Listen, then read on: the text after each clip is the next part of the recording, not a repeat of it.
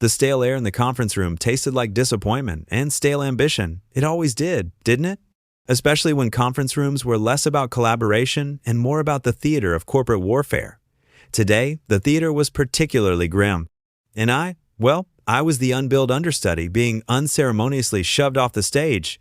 My name is Arthur Finch. For 15 years, I'd poured more than just blood, sweat, and tears into this company. I'd poured my very essence, my ideas, my life's work. I was the quiet engine room, the guy who understood the intricate dance of patents, the subtle art of R&D that kept the whole damn ship afloat. And my co-founder, David Sterling, he was the captain. Or at least he thought he was. David was all flash, all glitz, a maestro of buzzwords and a virtuoso of the PowerPoint deck. He could sell ice to an Eskimo, or at least he could convince the board he could.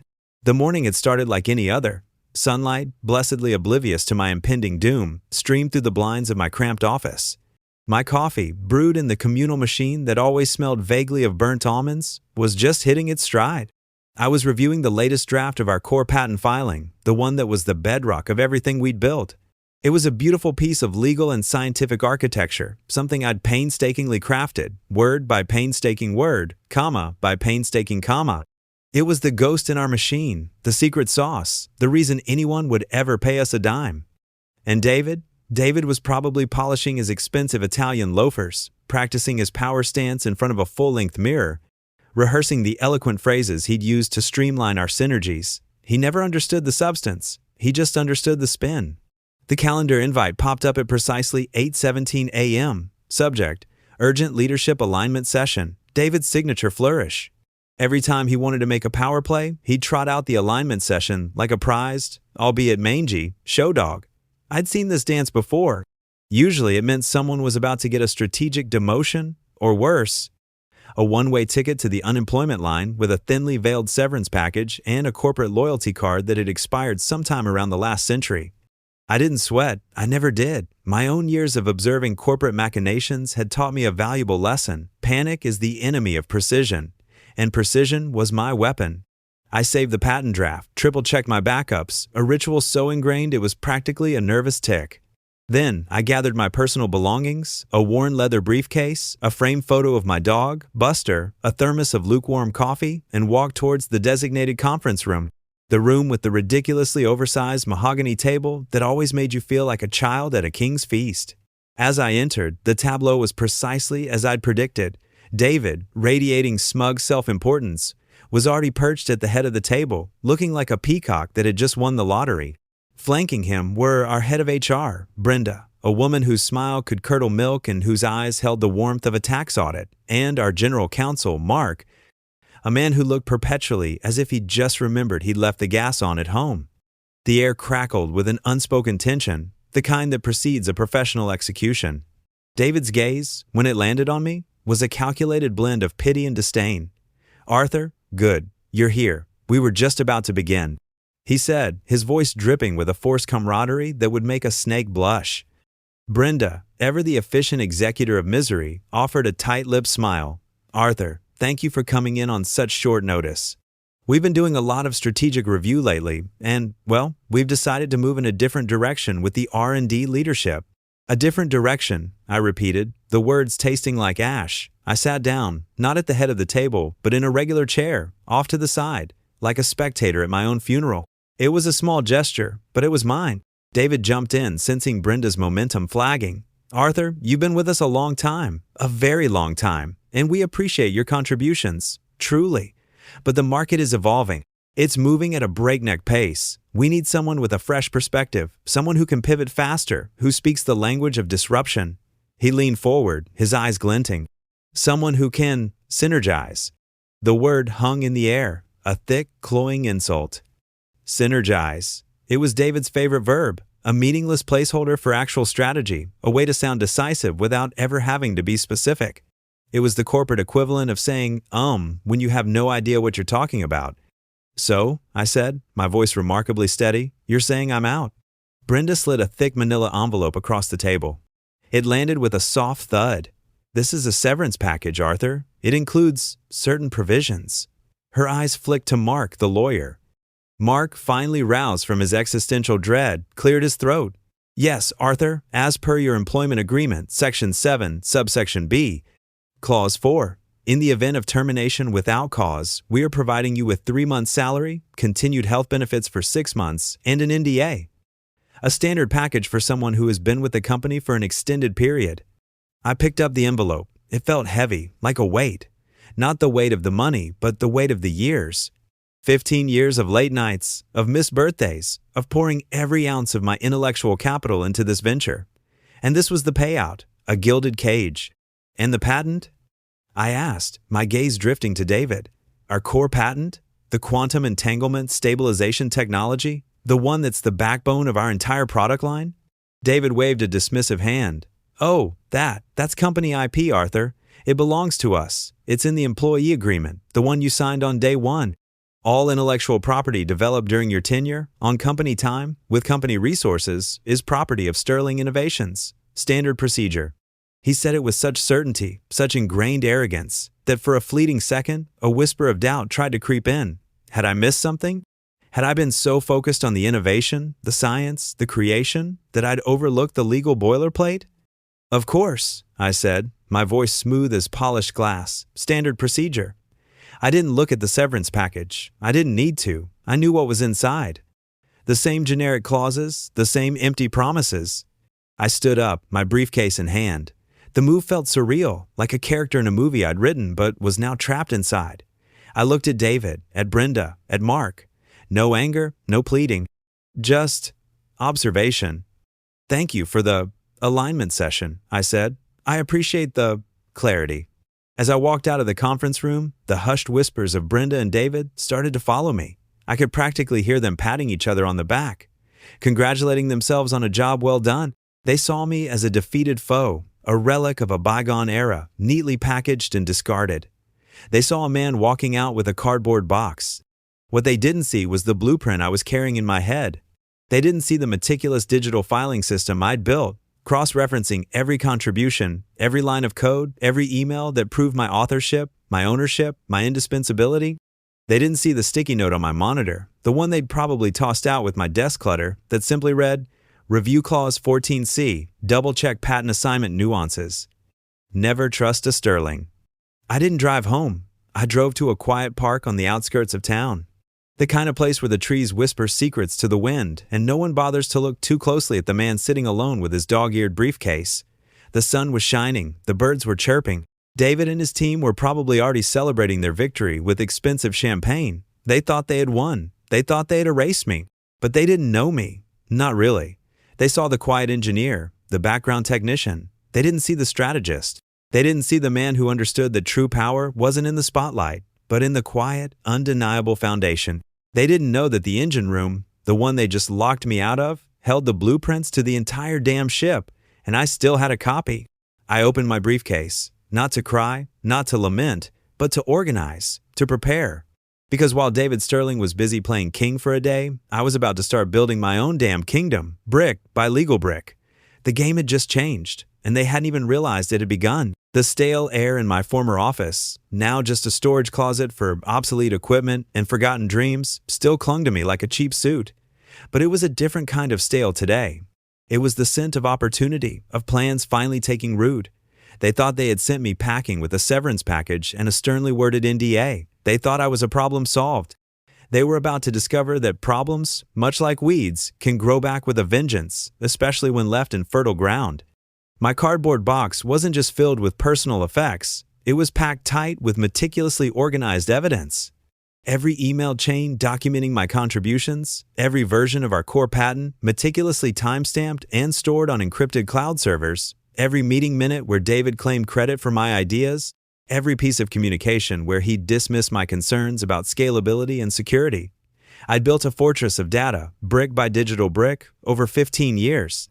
While David was strategizing his takeover, I was strategizing my reclamation. The first few days were a blur of activity, not of panic, but of precision. I bypassed the official company servers, using secure, anonymized connections to access and consolidate my digital footprint. I cross-referenced every line of code, every architectural diagram, every patent filing against the company's internal documentation, or rather, the lack thereof regarding my specific, critical contributions. David and his ilk thrived on the superficial. They spoke in buzzwords and high-level concepts. I spoke in code, in logic, in the irrefutable language of authorship. I meticulously recreated a timeline of my involvement, highlighting not just the creation of the core technology, but the critical fixes, the performance optimizations, the security patches that David and his hand-picked successors had either ignored or, worse, inadvertently broken. I cataloged every instance where he had presented my work as his own, even going back to the early days when he'd promised me partnership, then relegated me to the shadows. Then I waited. A few days passed. The initial sting of betrayal began to fade, replaced by a cold, calculated calm. I checked the industry news, scanned tech forums, and listened to the digital whispers of former colleagues. The chatter started subtly: a missed deadline on a crucial software update, a series of minor glitches in the user interface that escalated into customer complaints. Then, a more significant tremor. Subject: urgent. Critical system instability. Project Chimera. It was an all-hands email from David, his usual swagger replaced with a thin veneer of desperation. Project Chimera, our flagship product, was experiencing intermittent failures. Key functionalities were unresponsive, and user data integrity was being compromised. He blamed external factors: a sudden surge in network traffic, a hitherto unseen malware signature. It was a textbook deflection. I knew, with absolute certainty, that the instability was a direct consequence of the shortcuts his new, inexperienced team was taking with the core architecture, the architecture I had designed and defended against countless vulnerabilities. More emails followed, each one laced with growing panic. Subject: immediate action required. Client escalation. Zenith Corp. Zenith Corp, our largest client, was threatening to pull their contract due to unacceptable service disruptions. David's response was a flurry of unproductive meetings and hollow assurances. I could practically feel the tremor of their fear through the digital ether. I started receiving indirect communications. An old colleague, Sarah, who I'd mentored in the early days, sent me a cryptic text. "Arthur, are you seeing this? They're lost. Total chaos. Hope you're well." Another, a junior engineer I'd always treated with respect, messaged me privately on a secure platform. "They keep asking about the original R&D docs. Nobody knows where they are. David's lost his mind." They were looking for the blueprints, the very blueprints I had taken with me. The next phase was about applying the pressure, not with brute force, but with surgical precision. I waited for David to send out another desperate plea, this time directly addressing the ongoing system failures and client defections. His email was a masterpiece of self-inflicted wounds, a litany of excuses, and a desperate call for volunteers to stabilize critical infrastructure. That was my cue. I drafted a short, polite email, my personal email address, of course, the one they'd never bothered to block or monitor. The recipient list was carefully curated. David Sterling, the head of legal, the head of HR, and crucially, a designated regulatory body for data protection and intellectual property, whose email address I'd acquired through diligent research. I also included an industry watchdog publication that specialized in corporate malfeasance. Subject: clarification regarding Project Chimera architecture and associated IP. Dear Mr. Sterling, Miss Davies, Mr. Chen, and esteemed regulatory body, I began, my tone devoid of any emotion. I am writing to offer clarification regarding the current instability affecting Project Chimera. As the original architect and lead developer of its core proprietary technology, the Quantum Entanglement Stabilization System, I possess intimate knowledge of its design and operational parameters. I paused, letting the weight of that statement settle. It has come to my attention that recent modifications, apparently undertaken without full understanding of the underlying architecture, have led to critical system failures. For instance, the dynamic load balancing protocols, designed to handle peak traffic by distributing processing power across redundant servers, appear to be misconfigured, leading to cascading failures under moderate load. I continued, detailing a few more specific, easily verifiable technical flaws. My goal wasn't to expose them publicly, not yet. It was to make them understand the depth of their ignorance, the catastrophic consequences of sidelining true expertise. Furthermore, I wrote, to ensure proper attribution and adherence to intellectual property laws. I feel it necessary to formally reiterate that the core algorithms and patent-protected methodologies are my sole intellectual property, as established in my original employment agreement and subsequently reaffirmed through patent filings where I am listed as the primary inventor. Copies of all relevant documentation, including my personal annotated code repositories and patent correspondence, are securely held. I then added a final chilling sentence. Should these issues persist or escalate, I will be compelled to provide a full technical analysis and IP ownership declaration to relevant legal and regulatory bodies to protect my interests and ensure the integrity of the technology. I hit send. The immediate aftermath was a deafening silence from their end. No reply, no panic calls. But within hours, the digital whispers intensified. The message had been received. The mention of regulatory bodies and IP ownership had clearly struck a nerve. I could practically picture David Sterling in his opulent office, his expensive loafers tapping a frantic rhythm on the polished wood, his face a mask of dawning horror. They had pushed me out, thinking I was a forgotten piece of code. They were about to learn I was the compiler. The company, once a beacon of innovation, was now a ship adrift, its captain clueless, its crew panicking, and its engine sputtering towards the rocks. And I, the quiet engineer they had discarded, was holding the only map that could navigate them out of the storm, or sink them deeper. The game had just escalated. The silence stretched for 3 agonizing days.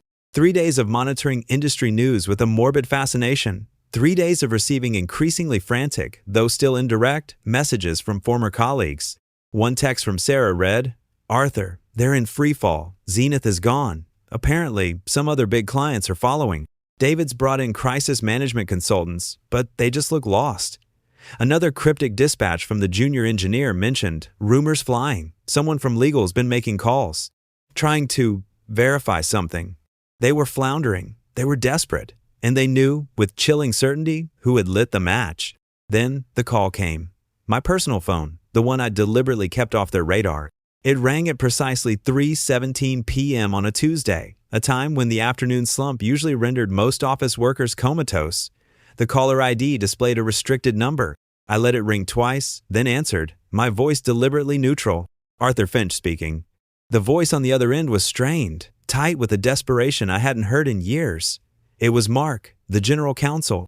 His usual air of detached, legalistic calm had evaporated, replaced by the raw anxiety of a man facing a professional apocalypse. "Arthur, thank God. We need to talk. Urgently." His voice cracked slightly. "David asked me to call. He's agreed to a meeting." A meeting. It was almost anticlimactic. After the calculated pressure, the implied threats, the slow unraveling of their carefully constructed facade, they were finally ready to negotiate. "A meeting," I repeated, letting the words hang in the air. "When and where?" The meeting was set for the following morning, not at their gleaming headquarters, but at a neutral, sterile conference room in a downtown business center. A place devoid of history, of ego, of power plays. Just a table, chairs, and the cold glare of fluorescent lights. I arrived 15 minutes early, carrying my worn leather briefcase. Inside, not just copies of my evidence, but a meticulously prepared document, a single sheet of paper that would serve as my leverage. David Sterling sat at the table, looking haggard, his expensive suit rumpled, the arrogance that usually coated him like a second skin replaced by a veneer of weary resignation. Mark, the general counsel, sat beside him, his face a mask of grim professional duty. Brenda, from HR, predictably, was absent. She was the cleaner-upper, not the negotiator. David cleared his throat, the sound scraping against the quiet tension. "Arthur, thank you for coming." His voice lacked its usual booming confidence. "David," I replied, my tone even. "You asked me to come." He nodded, fiddling with a pen. "Look, Arthur, we made a mistake. A big one. We underestimated the situation. The fallout has been catastrophic." Mark chimed in, his voice measured. "Arthur, as you know, the company is facing significant operational and financial distress. Client losses are mounting, and regulatory scrutiny is increasing exponentially." I remained silent, letting their words hang, letting their desperation fuel the atmosphere. David finally met my gaze, a flicker of his old self, a hint of pleading. "Arthur, we need your help. We need you to fix this." I leaned back in my chair, the movement deliberate, unhurried. "Fix this," I echoed. "You pushed me out. You stripped me of my title, my access, my very identity within this company. And now you want me to swoop in and save the day?" "We were wrong," David admitted, his voice barely a whisper. "We were arrogant. We thought we could replace you. We were fools." "Fools is a kind word," I said, my gaze steady. "Ignorant, perhaps. Reckless, certainly. But you didn't just underestimate me, David. You underestimated the foundation of this company, the very bedrock that I built. I opened my briefcase, not with a flourish, but with quiet efficiency. I pulled out the single sheet of paper. It was printed on high-quality paper, my name prominent, followed by a concise breakdown of my IP ownership. "I've taken the liberty of preparing a simplified overview," I began, sliding the document across the table. "For your executive team's comprehension?" David and Mark picked it up, their eyes scanning the page. I watched their faces, the dawning comprehension, the slow realization of the precipice they were teetering on. "As you can see," I continued, my voice calm and clear, "the core, quantum entanglement stabilization technology, the very engine of Project Chimera and all subsequent product iterations, is my intellectual property. My employment agreement, specifically Section 4B, clearly states that in the event of termination without cause, all IP authored or materially contributed to by the employee reverts to said employee. And as my original patent filings and comprehensive code repositories demonstrate, I authored and contributed everything of value." David's face contorted, his eyes wide with disbelief. "But that's impossible. That clause was just boilerplate. We never thought." "You never thought. I finished for him," my tone devoid of triumph. "Just simple fact. You never thought to read. You never thought to verify. You thought you could build an empire on borrowed brilliance and then discard the lender. You were wrong." I let the silence hang again. The weight of my words, the irrefutable truth of the document, was pressing down on them. "Now," I said, my voice softening almost imperceptibly, "I'm here to offer you two options. Consider them, my final alignment session." I paused, letting the implication sink in. "Option A," I began, "is the synergy solution. You reinstate me, not as a founder, not with my old title, but as the lead architect and IP holder. You offer me a contract with significantly enhanced compensation, full creative control over R&D, and a public acknowledgement of my contributions. Furthermore, you agree to a swift and thorough restructuring of the current leadership, including your own position, David. You bring in competent management, people who understand the technology, not just the buzzwords. You apologize, publicly and privately, to the team for the disruption and the chaos. This allows you to salvage what's left of the company, albeit under new, more capable stewardship. You escape this with your reputations bruised, but not broken. Your investors might still see a path forward." David looked at Mark, his eyes pleading for guidance. Mark, ever the pragmatist, was already calculating the odds. "And option B?" David asked, his voice hollow. "Option B," I said, my gaze hardening slightly, "is the quantum leap option. You refuse. You fight me. You attempt to deny my IP ownership, despite the clear contractual language and my documented evidence. This will result in immediate, comprehensive legal action. I will file for an injunction, halting all operations of Sterling Innovations until IP rights are resolved. I will pursue damages for every client loss due to system failures I can directly attribute to your mismanagement. I will petition for regulatory fines for data breaches and IP infringement. The press will have a field day. Your investors will abandon ship faster than rats from a sinking vessel. This will not be a corporate restructuring. It will be a complete liquidation. Sterling Innovations will cease to exist. And you, David, will likely face personal liability for breach of fiduciary duty and, potentially, fraud." I let the stark contrast settle. The clean path or the scorched earth? David swallowed hard, his eyes darting between me and the document. He knew. He knew I wasn't bluffing. He knew I had him cornered. "Arthur," he began, his voice trembling, We need time to consider." "You have until noon tomorrow," I stated, my tone final. "Then my offer expires, and option B becomes the only path available. Send your decision to my personal email. And Mark," I added, turning to the general counsel, "ensure you have a good lawyer on retainer. You'll need them." I stood up, gathering my briefcase. The air in the room felt heavy, charged with the enormity of the decision they faced.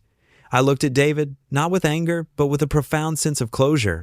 "You wanted me out, David," I said, my voice quiet but firm. "You got your wish. Now, you get to deal with the consequences of that choice."